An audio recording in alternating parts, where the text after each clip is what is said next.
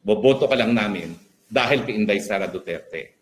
Do not make the mistake na nabola mo kami, na ibang klase ka, na iba ka sa iyong kapatid. Nag-iisa lang kayo. Ang mangga hindi po pwedeng magbunga ng santol. Pero dahil nandyan si Inday Sara na humihingi ng tulong para sa iyo, susuporta kami, masama man ang aming mga loob. Tama ba ang aking sinabi? Alam ko po mahirap tanggapin yun, ha? Pero nandyan na po tayo. Wala tayong magagawa at uulitin ko po, may dahilan si Inday Sara kaya niya sinuportahan. Suportahan naman po natin ngayon si Inday Sara Duterte. Yung mga ayaw sa Marcos na boboto kay Mangga Aimee, hindi po yan dahil naniniwala tayo kay Mangga Aimee, yan po ay dahil naniniwala tayo kay Inday Sara Duterte. Malinaw po. Okay. Okay. Good morning sa lahat. No? Magandang araw. So nadinig po ninyo ang sinabi ni Atty. Harry Roque patungkol doon sa pagsuporta ni Vice President Sara Duterte sa kandidatura o pag-endorso kay Aimee Marcos. So sabi niya, ayon doon sa kanyang pahayag, na susuportahan nila si Aimee Marcos. Actually, binabastos niya pa si Aimee Marcos, no? At tinatawag niyang mangga, no? Dahil doon sa kanyang, siguro dahil sa medyo pahaba yung mukha o yung baba ni Senator Aimee Marcos, no? So, nakakatuwa lang na sinusuportahan mo yung isang tao pagkatapos ay inaalipusta mo yung kanyang pagkatao o yung kanyang itsura, no? At sabi ni Atty. Harry Roque ay susuportahan nila si Aimee Marcos hindi dahil gusto nila si Aimee Marcos, kung hindi dahil yun ang inendorso siya ni Vice President Sara Duterte. So yun ngayon yung gusto nating bigyan ng punto, kumbaga. Tama ba na ang isang botante ay boboto dahil lang siya inendorso siya ng isang kaibigan o ng isang kapartido? So sa aking pananaw, hindi siya tama, no? Hindi ganoon dapat ang ating mindset bilang isang botante. So dapat ay meron tayong criteria na pagbabasihan. Kung tayo ay mga electorates na, so kinakailangan meron tayong sariling standard. Ano ba yung gusto natin doon sa kandidato? Kasi kung magbabase lang tayo doon sa kung ano yung suggestion ng iba, so ito yung nangyayari sa atin. Nagiging payaso na ang Senado, no? So imagine, ang Senado ay isang institution na dati-rati nire-respeto, no? Kapag ka nagsalita ang isang senador, talagang lahat ay nakikinig, no? So ibalik natin yung panahon na mga kapita-pitagan pa yung diyan sa yung mga senador natin. Halimbawa, sila Ka Pepe Chok, no? Sila Tanyada, sila Salonga, no? So yun yung mga talagang mga mambabatas na kapag nagsalita ay pakikinggan mo, no? Dahil may sense yung kanilang sinasabi. Nandiyan din sila the late Senator Miriam Santiago, di ba? Sila Raul Roco.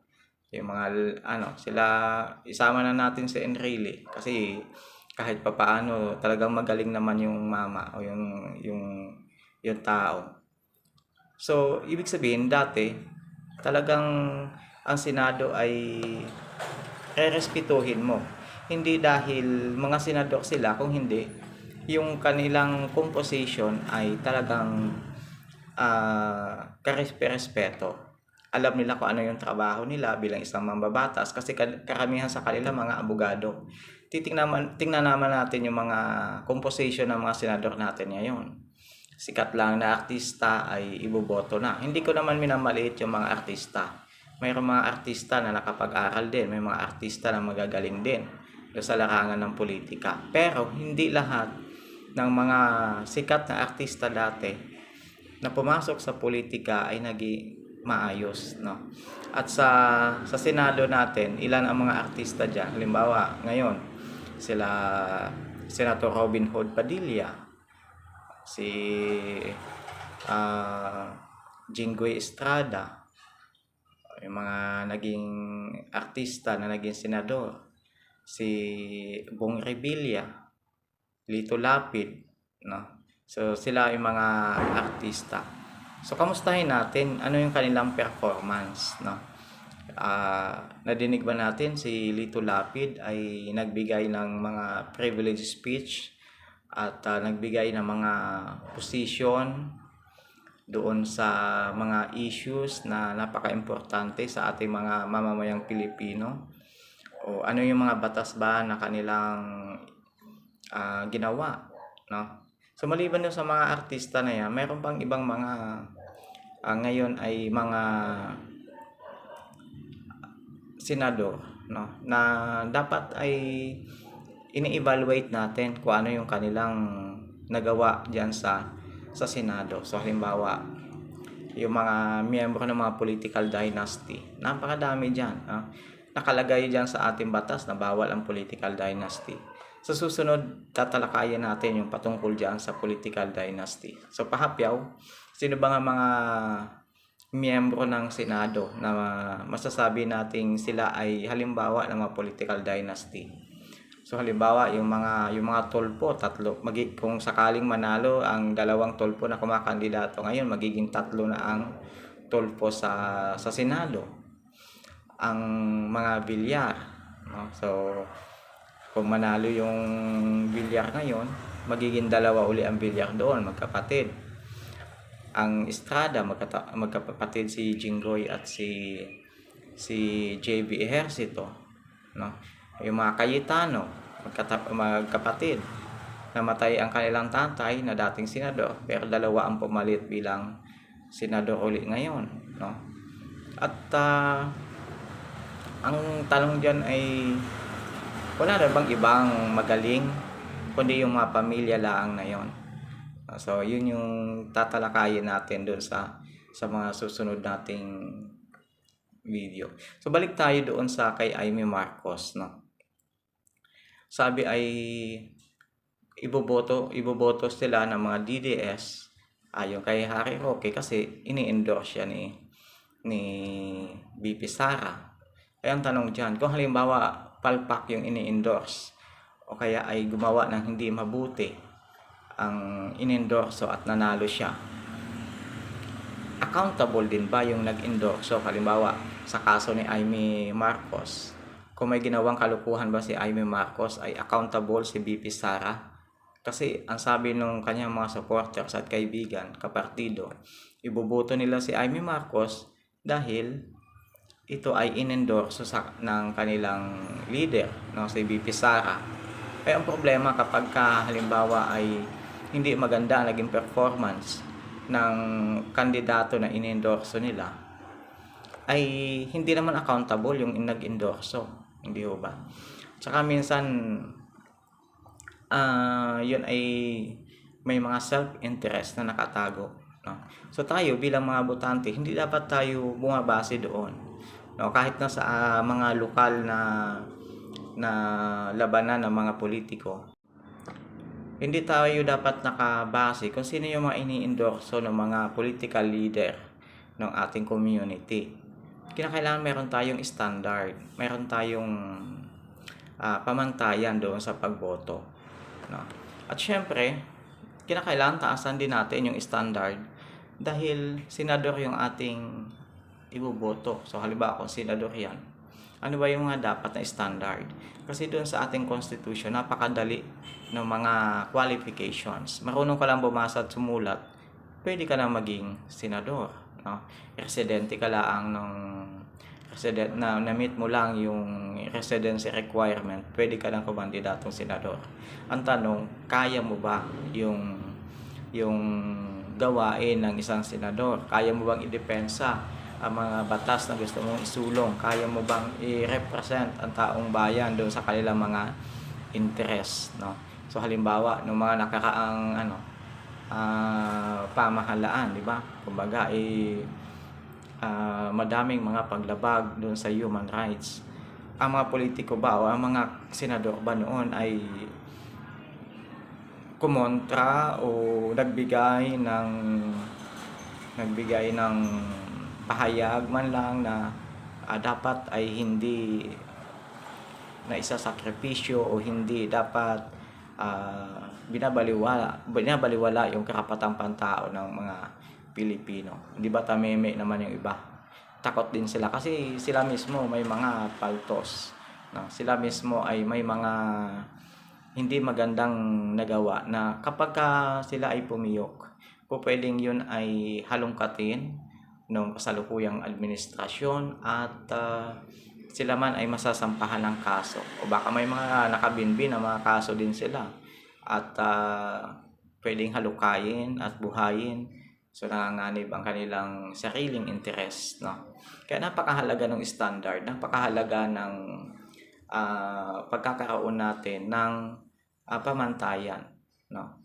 So kung yan ay senador, no, gumagawa ng batas, so most probably dapat may alam sa batas. Hindi yung saka lang mag-aaral patungkol sa mga batas kapag nanalo na bilang isang presidente o bilang isang senador, no, o kung anumang kanilang posisyon na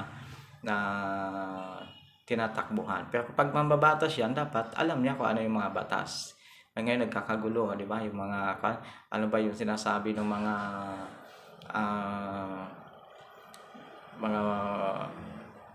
senador dito sa issue ng pagkakahuli halimbawa o pagkaka-detain, pagkaka-aresto at pagdadala kay ex-President Duterte sa The Hague, Netherlands, no? Labag ba sa batas o hindi labag sa batas? Kaya kung tayo ay boboto, so tingnan natin sino yung mga iboboto nating senador. Ano yung kanyang academic qualifications, no? Baka naman mas mataas pa yung ating academic qualifications diyan sa senador na iboboto natin na gagawa ng mga pulisiya, gagawa ng mga batas na susundin natin, na ipapatupad sa ating bansa, no? Ano ba yung kanyang background? Baka naman yan ay buong pamilya na sila na andyan na sa politika para lang protektahan yung kanilang mga negosyo, protektahan ang kanilang mga sariling interes, no? Para lang hindi sila mawala dun sa kumbaga yung timeline, no, na sinasabi.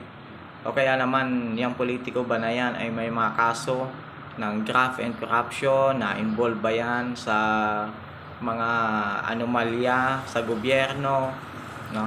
At isa pa na napaka-importante nung ating pwedeng pagbasihan, ano yung stand o ano yung mga paninindigan ng mga politiko na gusto natin o ng mga kandidato sa pagkasenador.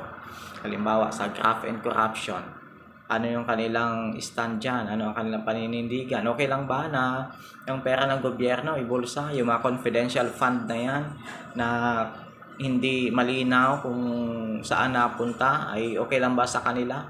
So kung okay lang sa kanila yung mga ganong klase ng mga graft and corruption na issue ng ating lipunan, ang ibig sabihin yan ay sila mismo ay ganon din, no? Gagawa din sila ng ganong mga klase ng mga anomalya sa gobyerno pag sila ay nakaupo na. O kaya naman ay ang mga kandidatong senador ba na yan o congressman o kung anong posisyon sa gobyerno ay ano ang kanyang paninindigan doon sa West Philippine Sea, no? Isa din ba sila sa nagsasabi na hindi atin yung West Philippine Sea na yan, na ang panalo natin sa UNCLOS ay isa lamang papel, walang silbi, pwedeng ilagay sa basurahan, no? So yun ba ay ganon yung klase ng politiko o na gusto nating iboto sa pagkasenador?